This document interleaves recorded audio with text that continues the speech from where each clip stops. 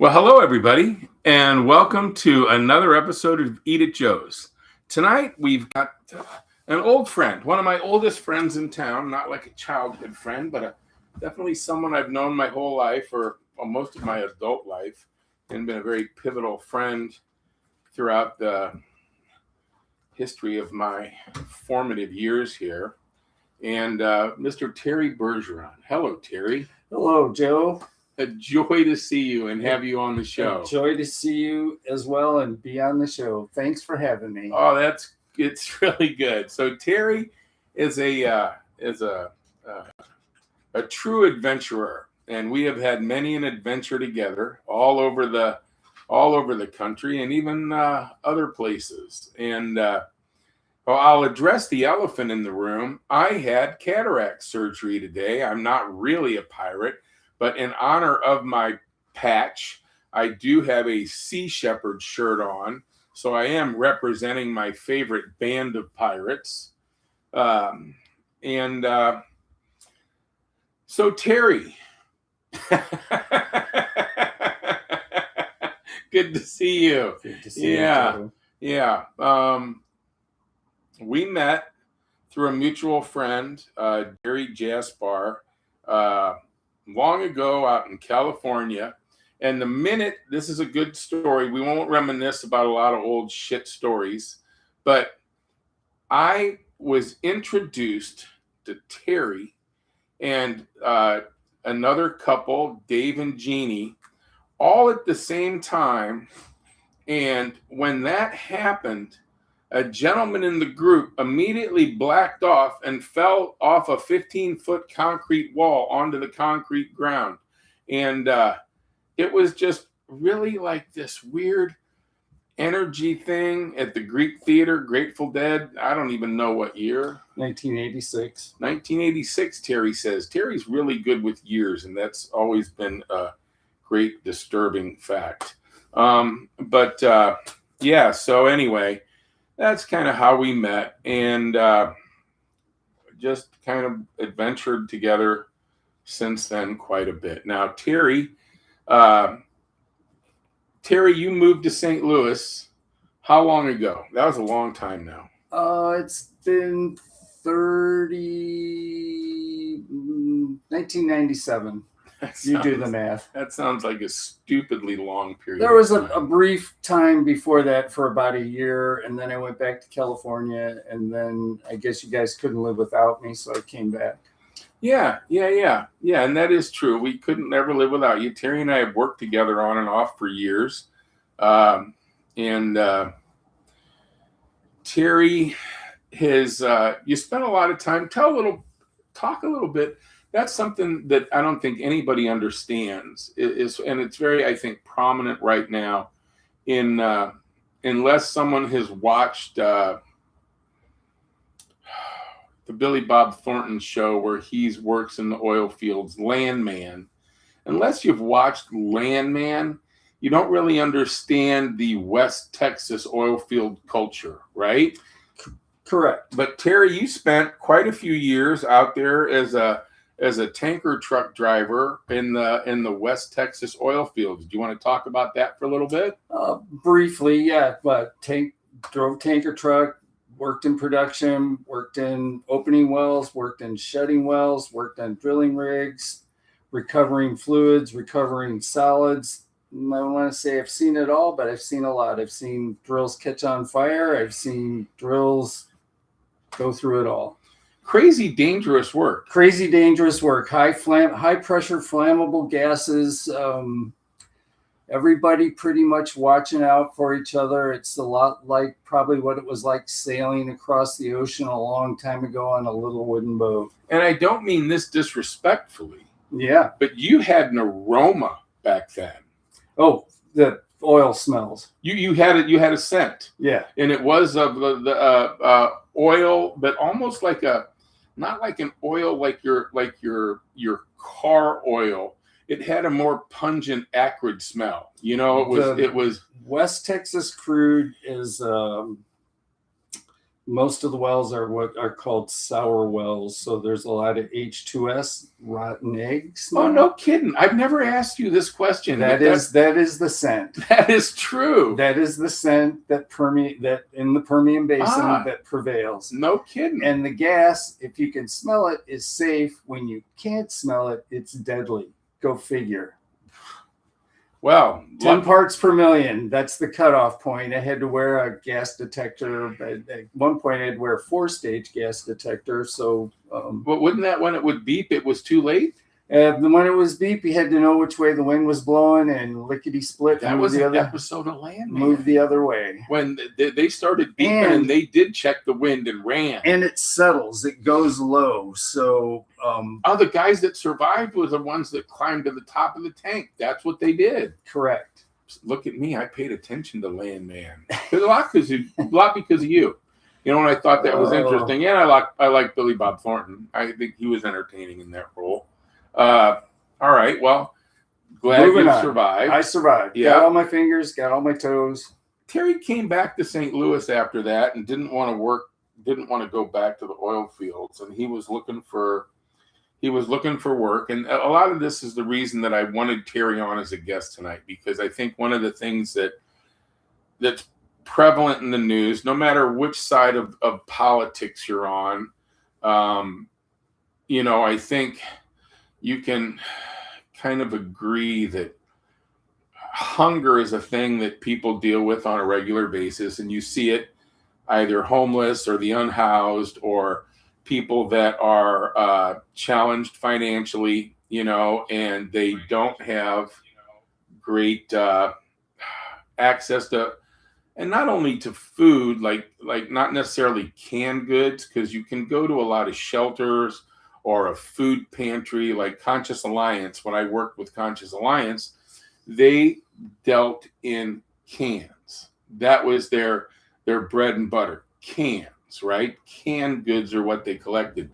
But Terry fell in with a group that does collections of food that is not expired but about to expire a lot of times, and it's fresh foods, proteins, vegetables, even flowers, things like that. Simple things that are easily collected, but yet bring a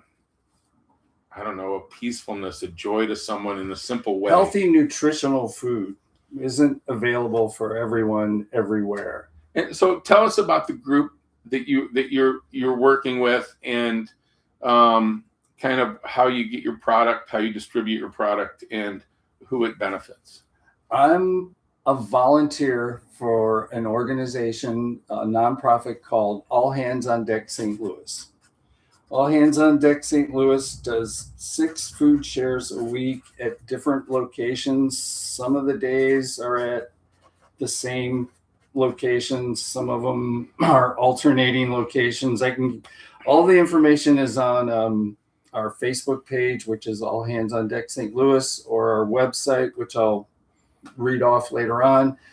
But we collect our food from a group of stores that give us food that is, maybe it's seasonal, maybe it's overstocked, maybe it's about near its expiration date. Sometimes the expiration date is very far away, but we distribute the food daily. We're not a pantry. So unlike at a pantry, when you come to us, you come with a grocery bag and you pick out what you want. So it's what you're going to eat, not maybe you have allergies, something like that. This way nothing goes to waste. Like at a pantry, they might say, here's a box. Right. And we're also no questions asked, no ID required, no income, don't have to live in the neighborhood where we are. Just come and shop. Now, I've been to a number of them. I've helped a couple, but mostly I've been down there just to check it out. And, they'll give you, they'll have a deck of cards. Everybody will line up. They'll hand out a deck of cards, and it's probably like 5 or 6 decks blended together. And then They randomly pull a card and say it's a 5 of clubs. Somebody will hold up a card, 5 of clubs, and then the 5 or 6 people that have 5 of clubs are the ones that will start the line, and then they'll do 7 of diamonds, king of hearts, and they keep pulling them, and everybody goes through the line. You bring a bag. I think you can bring a regular size shopping bag. You cannot, if I recall, bring one of the blue IKEA bags, no, right? Those are a no. Can't come with a duffel bag. The blue IKEA bag. Show up like Cousin Red with a duffel bag. And it's, can you say, I'm not going to make you say the names of the places that donate, but let's just say that they're very high end. You'll recognize it when you come. Name brand national chains that are here in St. Louis, and they're the ones that that are the high end ones. We're not talking like a Ruler Foods or a Pete's Sure Save dumping what's going to rot. These are the high end places that are trying to do good. I'm assuming that it's part of their corporate model. It's part of their corporate model, and the vendors we receive from don't have asked us not to give their names, but if you come to a share, you'll recognize the brand names. Like artisan breads, that's the one thing I really noticed was really delicious. Sourdoughs, a lot of artisan breads and vegetables and fruits, and a lot of prepared foods that are still good. Bags of soup, bags of chili, anyway, desserts. It's different all the time. I mean, it just depends on what the store, what their surplus is, what they give us. Tell us about how it makes you feel working there. It makes me feel good. It's really, we go to places, most of the places we're at, there are not stores nearby. So, and a lot of the people we're serving might not have cars either, so they can't drive to a store. So you can see everybody leaves there with a smile on their face. It's a real joy to do. And the people you work with? And the people I work with are all great. Everybody, all the volunteers are outstanding, upright citizens, and they're like all our boy Buck. Our boy Buck. Yeah. I mean, I could shout out some names. I'm not going to give any names right now. Yeah, Buck Minks. Yeah, you know who you are. Everybody drives their own car, uses their own gas money. It's 100% volunteer. When you say that, drives their own car, you don't mean the people that are coming to it. I mean volunteers. The volunteers. We use our own vehicles to go pick up the food, bring it to the distribution point, and sometimes if there's surplus at the end of the share, we have a couple of. I go to some of the shelters that have kitchens and donate to their kitchens. We have a couple of other churches. People from the churches come and take it to their church.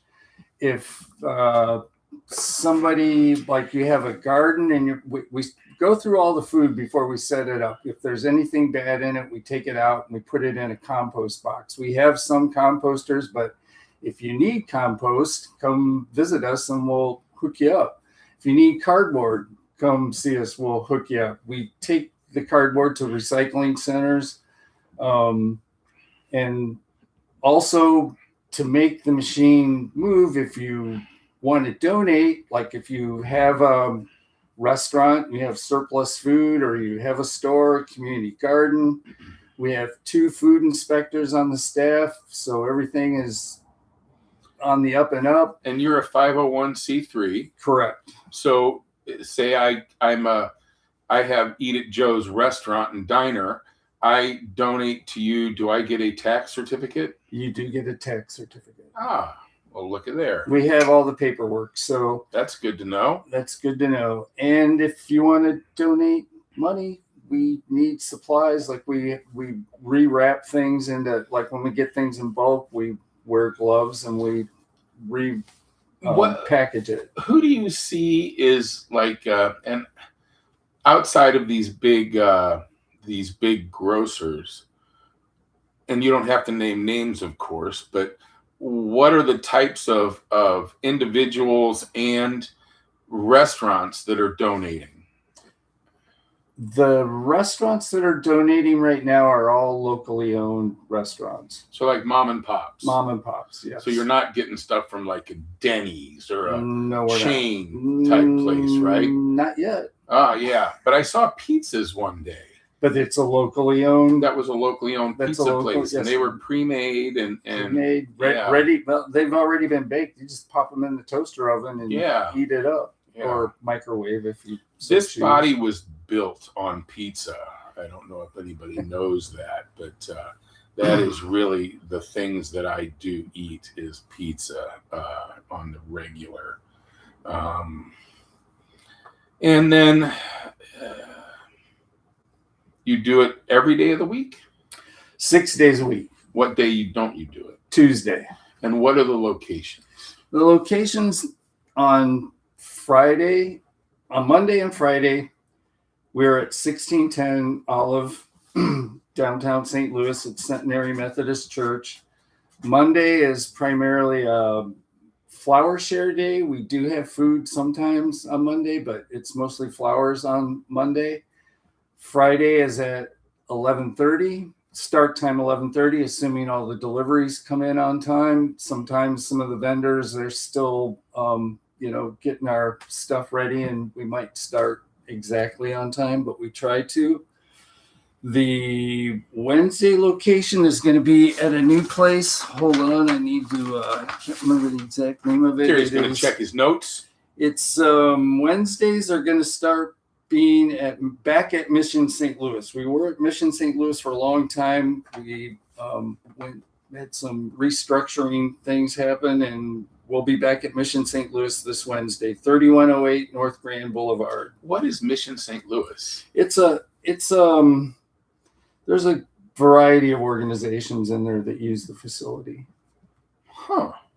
And say that address again? 3108 North Grand Boulevard. All right. And then Thursday's the new place, Blessed Youth Outreach, 5468 Gravois, down by Bevo Mill. Oh. And that'll be in the evening, 6:30 p.m. While you're down there, you can go to the Silver Ballroom, play some pinball, really enjoy that place. And enjoy your food. Yeah. Let's I had a question that I wanted to follow up on here. You had say the name of the Facebook page again. All Hands on Deck St. Louis. And that is St. Louis STLOUIS? Oh, I have to check. I get confused about that, and I want to make sure we're giving the exact thing. Yeah. Let me double check here. And once again, I'm going to say that I've been to a number of these. It's clean. It's well run. Amir, correct? Yes. She does a great job and always snappily dressed, I will point out. Quite a fashionista. And everybody's polite, everybody's kind. They're working hard man, is there a higher calling than feeding hungry people? I don't think so. I don't think that there's anything better you can do for people to feed them when they're hungry, feed children, help people that don't have a place to live, right? Instead of, I just read, and Terry, I don't know if you saw this, but that 14 million children have been cut from SNAP benefits because of this horrific legislation that happened that has a stupid name, and I just not even gonna soil my mouth by saying it, but it's still just frustrating how someone can feel good taking food away from someone. I don't get it. But I don't think there's a better thing you can do with your time. Sometimes I think you're a jackass. Sometimes I love you. Sometimes we're vacillating in between those two areas. It's a love-hate relationship. We love each other most of the time. I really do think you're doing good stuff here. We're doing good thing. It's not me. It's them. It's the organization. It's not about me. It is an us thing. The thing doesn't work without all of us there that are doing it. And I think it's totally cool how you have come to St. Louis. You've went to the oil fields. You came back. You didn't know what you were going to do, right? You were looking for work, and and I said this to somebody the other day, a mutual friend of ours, Ed, who I was talking to about our friend Michael that's very sick. Michael, I hope you see this, and we love you. But that you've kind of reinvented yourself in an odd way, and it's cool to see. It's beautiful. I'll never say this again publicly, but I'm going to say it now. Thanks, Joe. I'm just trying to contribute to the community because there's not much I can do about at the top, but here down at the street level, I'm trying to make a difference. We are trying to make a difference. I think it's really cool. That's where change starts at this here down at the ground level. Helping people that need help by feeding them. What a feeding them healthy, nutritional food too. There's a lot of quality products there. Don't knock like Vienna sausages. I just looked at a recipe for fried Vienna sausages. Oh, help me. I mean, come on. There's no way that's bad. I mean, there's no way. You can have my portion, Joe. Okay. I'm gonna. Anything else you want to say about it? Any closing words on that? Because I got another subject I want you to talk about. Two more. And I don't what does the chat say? Does anybody have any questions in there? I only got one eye, Terry. Somebody says, it's Terry. Somebody says, Terry is an all-star volunteer. He's the best. Thanks for shining a bright light on what we do for sharing. AHOD is the best food share program. All hands on deck STL. All hands on deck is great. Spot loves food. AHOD is a great program. Let me get over here. No questions. People just saying that you're not a jackass. Oh, okay. No questions. No questions. All right. And then I don't know. So that's it. Say how they find it on Facebook one more time. All Hands on Deck St. Louis. And it's St. Louis STLOUIS? It is STLOUIS. All right. So, and there is a web page too. If you people were smart enough to find this, you can find that. They can find that. And that's where you'll find our calendar. And if we do pop-ups. Oh, the calendar. So you can print that out, right? Yep. And it's a calendar, like a calendar. We all know what a calendar looks like. And it has each location and on every day of the week and the time. I find that to be immensely helpful. And occasionally there's a pop-up share. Occasionally there are what like a vendor may call and say they have an extra something or other, whatever, and we go get it. And then we have a pop-up share. We do 2 resource fairs a year. The resource fairs are great. They're the 3rd Saturday of May and the 3rd Saturday of October. I'm pretty sure that's when they are. And let me see if I wrote it down in here. There's all kinds of stuff available at the resource fairs. And we participate in a couple of health fairs around town. We get invited a lot of places. All right, so now let's pivot here. I want to talk a little bit about the Native Women's Care Circle. Did I say that correctly? You did. All right. Surprise. Yeah, I know. I tend to not be the best talker man, but sometimes I am able to pull it out. The host that's the most. Yeah. And so that was the first thing that I think that kind of pivoted your mission. Let's call it a mission.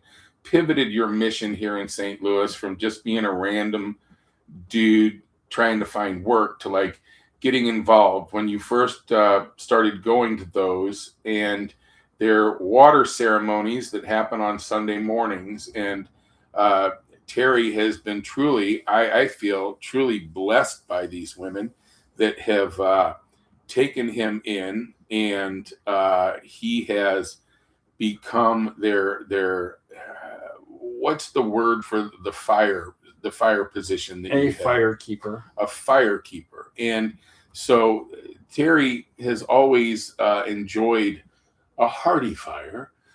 We've had many a hearty fire over the years, and Terry always was, oddly enough, the firekeeper at all those events. And so it's cool to see him have this position with the Native Women's Care Circle, and that happens on Sunday mornings up near Alton. I guess it would be East Alton, correct? West Alton. West Alton. Well, shit. Alton's on the east side of the river, Joe. East, west. I get so confused. But I've only got one eye at this point. The thing that made the big, I'm going to interrupt you. The thing that made the big change for me was Counter Public. And Counter Public is coming up again. It's going to start in September. I had read about the Care Circle and learned about them, but I connected with them through Counter Public, and the Care Circle actually introduced me to All Hands on Deck St. Louis. That's why I brought it up. So it was through that you found everybody. Because of Counter Public is how I connected with them, and now I'm with All Hands on Deck St. Louis. And Counter Public is starting up again in September. I learned more about St. Louis in the 3 months that Counter Public happened back in 2023 than in all the years I lived here prior to that. Well, I want you to tell us then, what is Counter Public and what is the Native Women's Care Circle? Counter Public is a triennial art fair, interactive art fair that goes for 3 months every 3 years. This year it's called Coyote Time. Part of it's the prankster. The part of it's in the Ville, part of it's in down by the waterfront, part of it's with I'd have to look at the website, but look up Counter Public. Counter Public, it's common knowledge. And so you would just Google that word, all one word, Counter Public, yes. And there'll be performances, there'll be art. There's actually maybe 9. No, there's more than that now. I think there's maybe 15 permanent installations from Counter Public. The biggest one people might see is down at the southwest corner of the soccer stadium.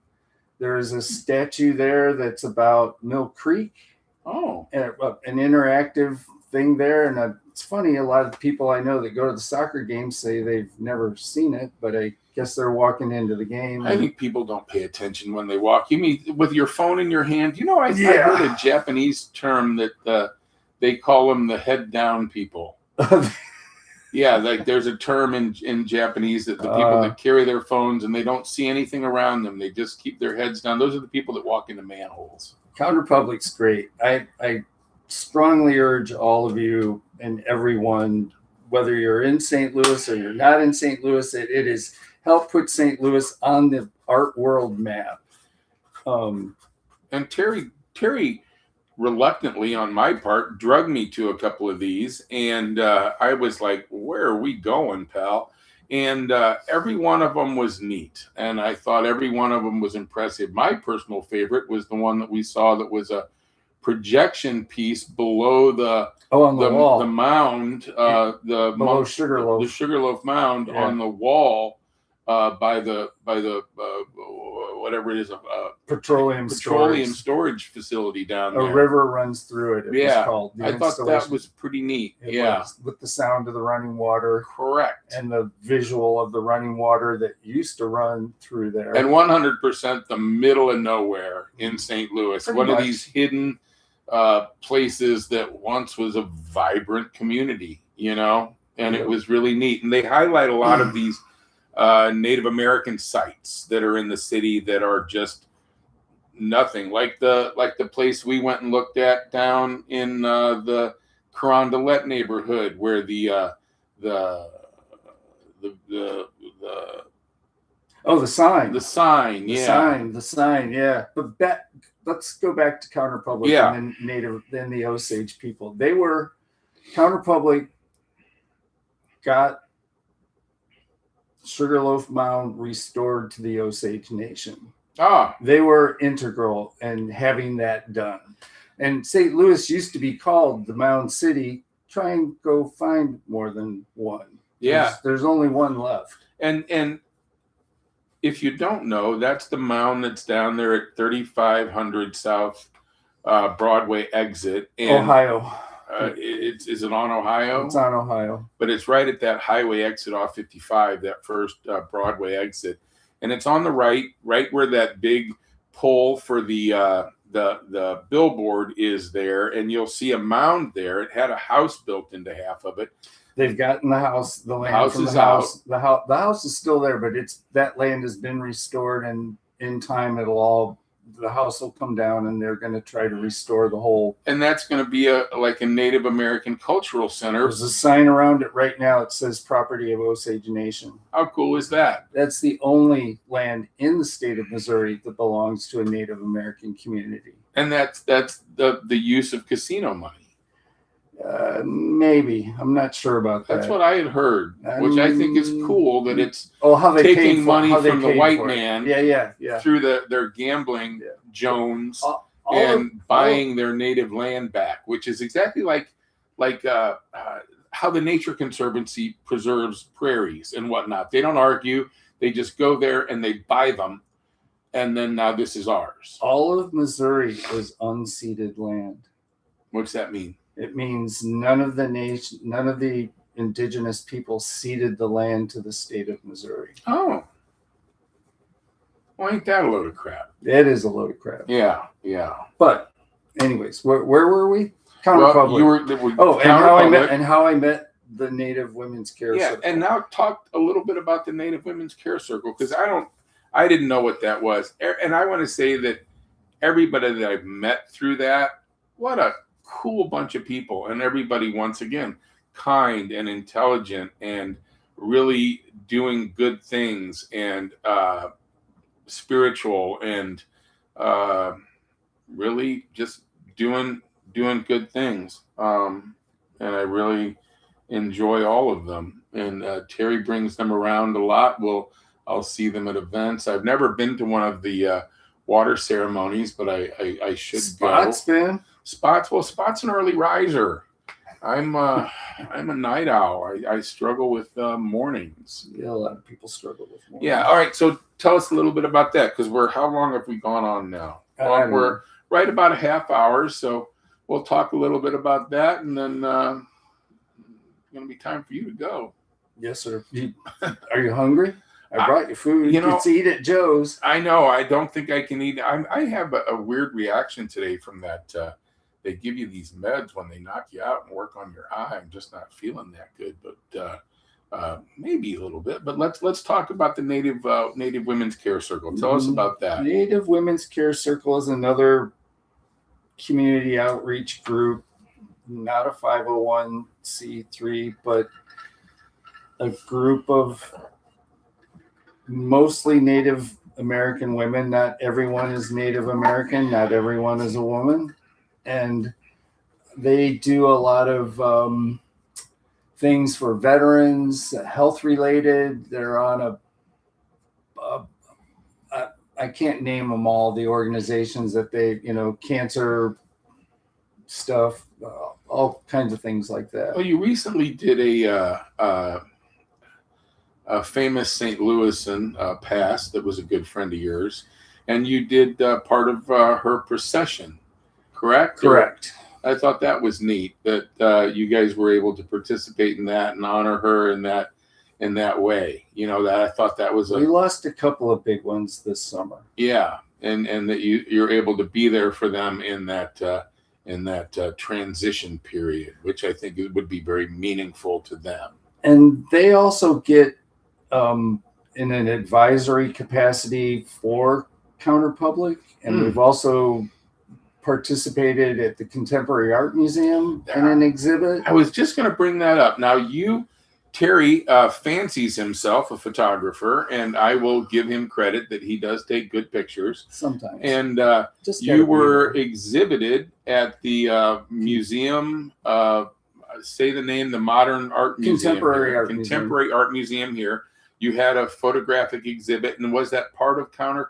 No, that was not related to Counterpublic at all. But it was through the Native Women's Care Circle that was how that happened. It was a series of river landscapes, water in the area, but it was mostly the big rivers, right? There were some backwater areas too, but it was like the same spot at different times throughout the year. Seasonal spots throughout the year over a period of time. I thought it was cool. Yeah, I enjoyed it. Yeah, I even left you a note when I went and visited. I found it. It was appropriate. So you dirty-minded people, I said something nice. You did say something nice. When you go, and I've never been, but when you go to do you call it a water ceremony, or what do you call it? What happens on Sunday mornings? We call it a water blessing. A water blessing. Can you talk about what happens there, and are people welcome? The people are welcome, but they need to participate. No photographs. You can come and join in, but we don't really advertise it. How does somebody that would want to go find out? Is that something we can talk about here, or is it kind of low key? It's kind of low key. Well, reach out there. How do they find out more information? There's got to be a way. Yeah, I'm trying to think. Can't be too secret. I'm not on Facebook, so sorry, folks. I can't tell you what the web page is for. Actually, if a couple of them are out there, they might be able to put it on the chat. In the comments, I know some of you are watching from the Care Circle. If you would put in the comment there our Facebook page, how that could be found, that would be grand. Put it in all caps so somebody knows what they're looking for so they can find it. And I think that would be good. And we're over a half hour. Terry, I love you dearly. All right, Joe. Thanks for the time. All right, dude. If I never see you again, it's been good knowing you. One more plug for All Hands on Deck St. Louis. We take donations. We take used clothes. We have a free store. We take used books, used furniture. Find us. We'll get it donated. Find a new home for it. We even accept money. All of that's available on the Facebook page and the website. Thanks, Joe. Oh, yeah. Thank you, Terry. Thanks for coming. Yeah. Thanks for Anything else you want to talk about? Not tonight. Happy birthday, Jerry. Happy birthday, Jerry. That was Saturday. Yeah, but still, it's all his fault. We're together. Jerry Garcia. We can blame it on him. He's not here to defend himself. Mr. Jerry Garcia. Yeah, Jeannie wants to know if you poked your eye out with a piece of pizza. Who did? Jeannie. No, Jeannie, I did not. I had a cataract removed, and they botched it. So there's a problem here. Not funny. I was there most of the day, and so I don't know. Hopefully it's going to be nice and okay, and it's going to be good. Yeah, that's the spirit, Terry. It's going to be good. You know me, I tend to not be the most positive all the time. I'll go talk. Thank you all for watching. This is kind of the format. I'm going to be doing these on Monday nights. They'll be you can watch them again. You can watch us live on Monday just like this, and then we'll do them. They'll be available to watch on Tuesday morning. Like the channel, subscribe, share it with your friends, and I'll keep getting different guests to chat with, and sometimes it'll be do-gooders, sometimes it'll be talking about bullshit, sometimes it'll be people in the music industry. There's an assortment of people that are going to come on. Thanks for watching, and anything else? All right, see you later, people. Why is it so confusing how to turn this thing off? Remember, no commenting on the bald spot. That would make you a jackass. Yeah. Okay, there we go. Are we off?